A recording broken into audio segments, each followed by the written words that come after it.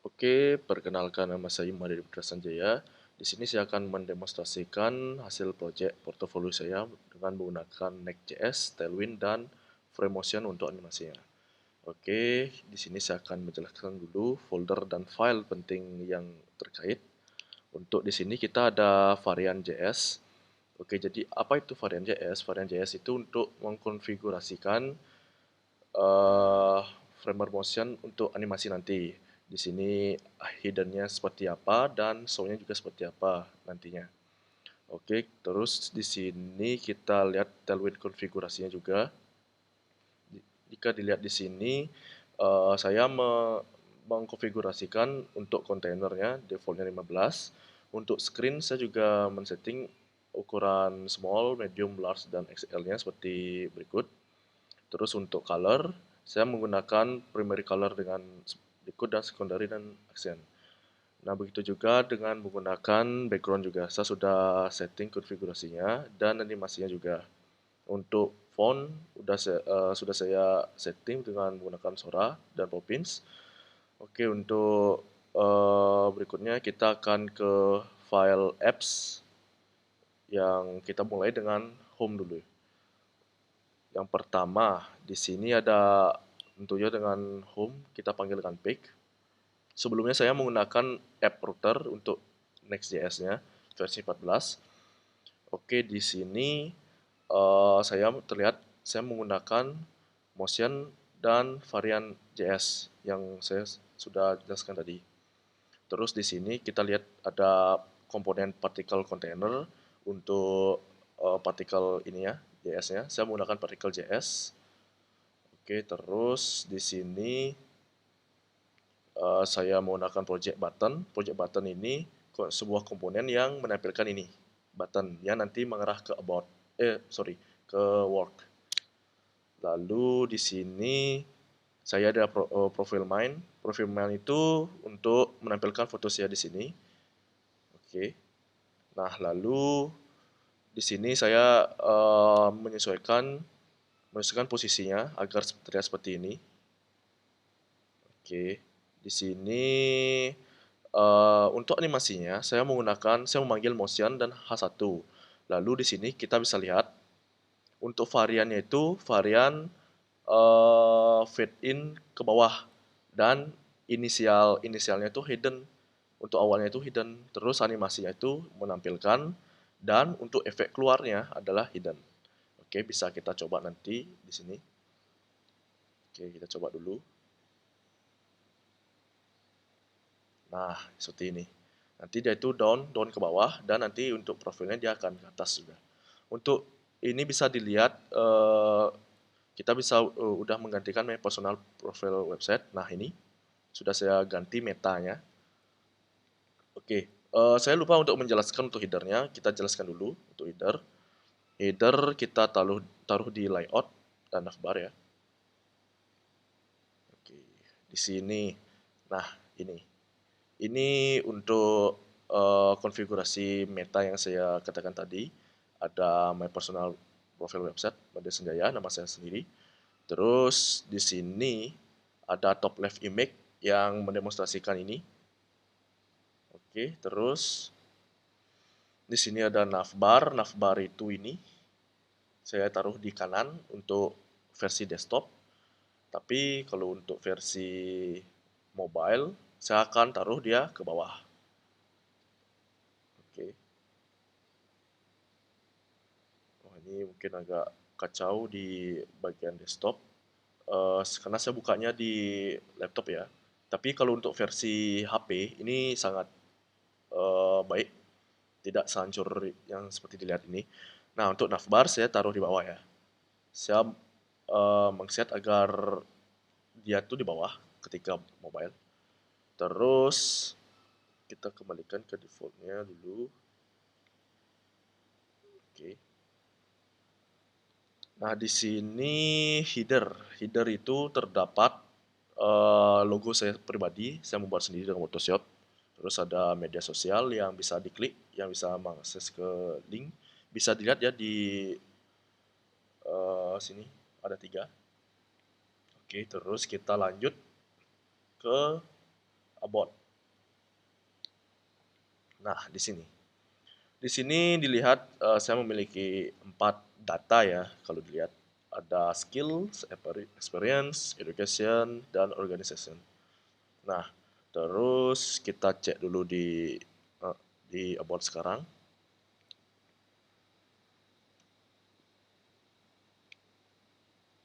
Oke. Oh, ini terlalu berat ya. Mungkin saya akan hide dulu biar gak terlalu berat. Oke. Oke, kita scroll dulu. Saya akan menjelaskan dulu apa saja yang saya gunakan. Tentunya ada site profile. Site profile itu apa? Site profile itu komponen untuk menampilkan foto saya yang ini. Oke, di kiri. Terus circles itu gambar, komponen gambar yang saya akan taruh di sini. Nah, ini bisa berkedip-kedip ini karena saya menggunakan animasi dari Tailwind-nya sendiri, yaitu plus kalau nggak salah namanya. Maaf ya kalau misalnya salah nama. Terus di sini ada motion dan varian juga. Di sini ada about data. Saya pisahkan ya agar terlihat rapi aja. Terus ada count up. Count up ini fungsinya untuk menghitung maju. Ya, seperti dilihat ini. Dari nol dia akan naik terus sampai angka yang saya tentukan. Oke, di sini ada image, link dari Next.js-nya langsung. Oke, di sini saya akan memberitahu count up yang saya maksud itu di sini. Yang dimulai dari 0 dan diakhiri dengan 3. Dan durasinya adalah 5. Oke. Nah, di sini kita menuju ke about data dulu ya. About data di sini.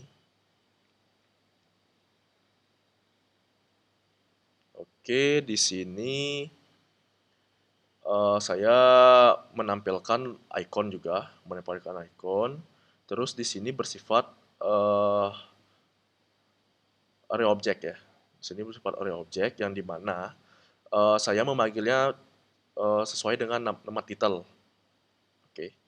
Jadi pemanggilan itu sesuai nama title, terus ini semua array object. Ada skill, ada experience, ada ini ada experience, ada education, ada ada organization juga. Oke, kita lanjut dulu ke about. Oke, di sini saya menampilkan, saya mapping dia. Saya mapping about data ini sesuai dengan nama item title yang dimana akan merender ini. Ini yang akan dirender. Terus di sini, oke. Terus di sini terdapat about data. Terus saya memanggil indeksnya. Indeks yang saya maksud itu untuk memanggil data di dalamnya, data info yang di dalamnya. Itu data info yang di dalamnya ini yang saya panggil nanti untuk indeksnya itu. Terus, nah terus di sini saya, agak ngelag ya. Nah, oke, untuk di sini saya akan menampilkan data dari skill ini. Nah, data dari skill ini semuanya nih. Dengan mengekspresikan JavaScript, TypeScript ya. Di sini title di dalam item apakah benar ada title di dalam item objek data ini. Nah, kalau dia benar dan tidak bersifat null, dia akan menampilkan ini. Gitu. Dia akan menampilkan item title, akan menampilkan icons juga sesuai dengan data yang saya punya tadi. Terus begitu juga dengan ini. Saya menyesuaikan dengan nama titelnya ya, nama titel yang saya maksud itu ini. Nah, titel yang saya maksud itu adalah ini, sesuai dengan nama ini. Titel, terus name. Nah, ini yang saya maksud. Sesuai dengan nama, titel, name, dan yang dibutuhkan.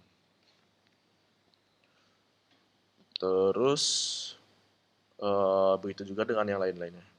Dengan name, experience, terus education, dan organization ya. Oke. Oke, di sini saya lupa menjelaskan ada use state di sini ya. Untuk use state ini berfungsi untuk eh, nih indeks awal. Indeks awal itu 0. Jadi kita bisa dibilang kalau ini tuh sebenarnya adalah indeks 0, 1, 2, 3. Nah, kalau misalnya dia berpindah, dia otomatis dia berpindah state juga. Jadi state 1, itu 2 dan 3. Terus di sini untuk versi mobile-nya saya akan menampilkan versi mobile ya. Oke, di sini untuk versi mobile terlihat seperti ini. Terus untuk skill dan experience seperti ini. Education juga dan organization. Oke, untuk versi tabletnya juga. Oke, nah seperti ini. Oke, terus kita lanjut ke My Project.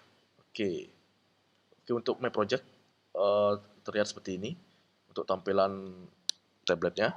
Terus ketika kita klik akan muncul modal. Modal ini dari Tailwind-nya langsung. Oke, jadi di sini juga saya memiliki data experience ya namanya. Oke, kita kembalikan dulu ke mode ini. Nah, oke. Nah, di sini ketika diklik dia akan menampilkan data experience sorry, data experience yang saya punya. Terus di sini juga sudah saya sesuaikan data-datanya. Bisa dilihat di detailnya juga. Untuk ini so detail juga dan semuanya. Oke, kita lanjut ke work ya. Nah, di sini saya menggunakan circle juga. Slider ini apa? Slider ini dari uh, sorry, dari swiper. Jadi saya menggunakan library swiper juga untuk agar dia bisa dapat di scroll seperti ini. Agar dapat scroll seperti ini. Dan saya menambahkan juga pagination dari swiper yang langsung. Nah, terus ini untuk datanya, data experience-nya. Oke. Sorry, bukan experience, project maksudnya. Untuk data projectnya. Nah, di sini saya ingin menambahkan data gambar, cuman karena saya tidak rasa tidak perlu, jadinya saya tidak menambahkan ke web. Nah, di sini saya buat seperti ini untuk data-datanya agar dapat tersusun seperti ini ya. Agar dapat tersusun seperti ini. Ada batas-batasnya, ada breaknya juga. Oke, project work. Nah, ini. Oke, jadi seperti ini. Nanti kita lihat dulu slidernya ya. Karena di sini yang menampung swiper ya. Slider. Oke.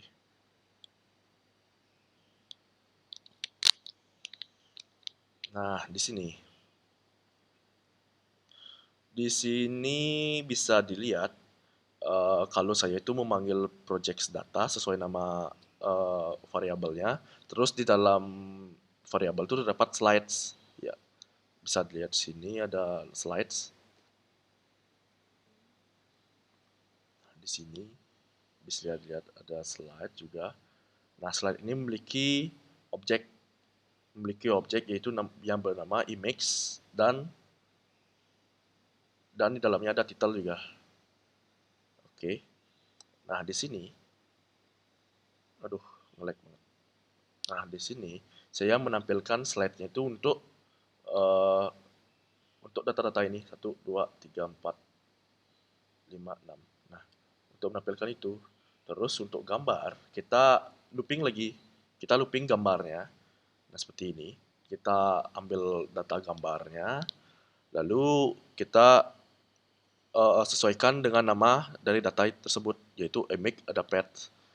Nah, terus di sini saya memakai modal, open modal dari Tailwind langsung, bisa dilihat di sini. Nah, jika dia bersifat true, dia akan menampilkan modal konten sesuai data yang kita klik gitu loh. Nah, di sini datanya kita ambil deskripsinya dari projectnya langsung, dari deskripsi yang saya jelaskan tadi. Oke, jadi seperti ini ya untuk data modalnya. Data modal dan swipernya saya ini seperti ini.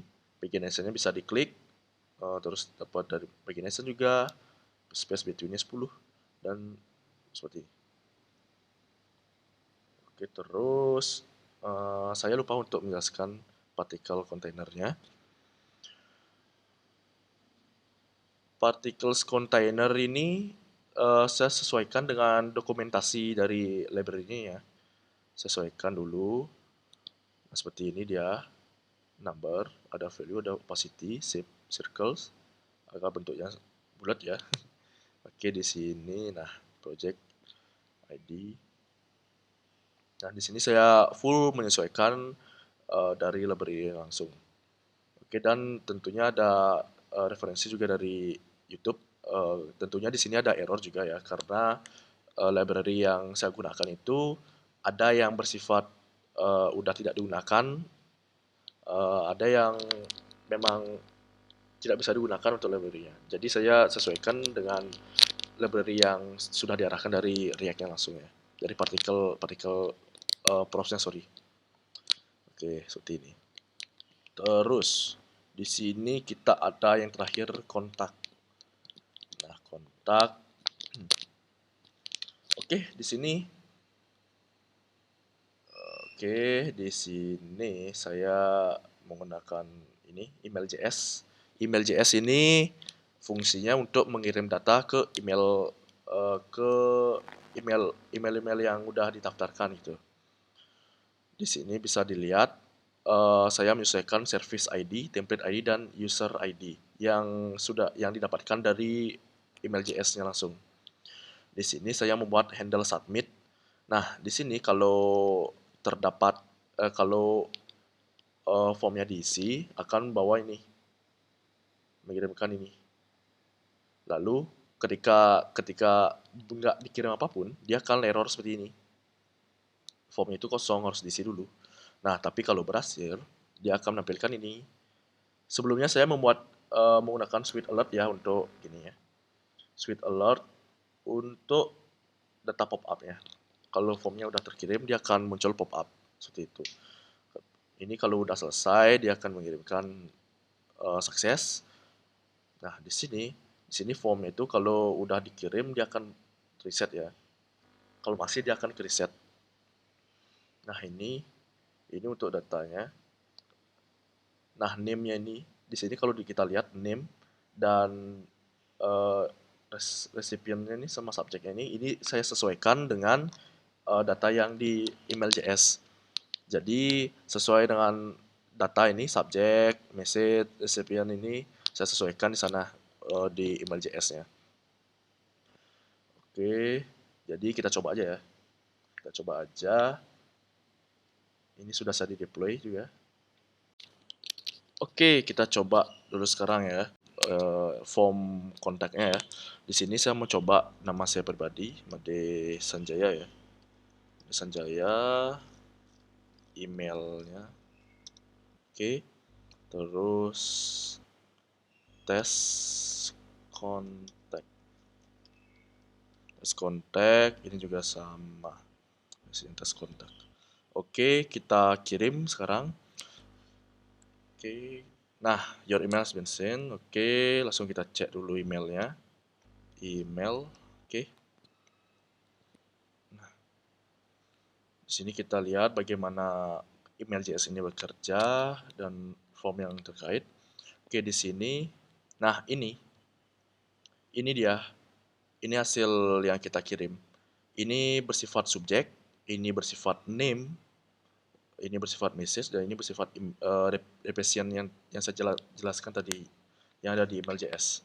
Oke, jadi ini saya ambil datanya dari email.js langsung. Di sini saya tambahkan from. Nah, di sini Ada message-nya juga, emailnya, dan dari mailjs.com. Oke, jadi segitu untuk presentasi saya. Saya minta maaf jika ada kekurangan atau salah kata. Saya ucapkan terima kasih.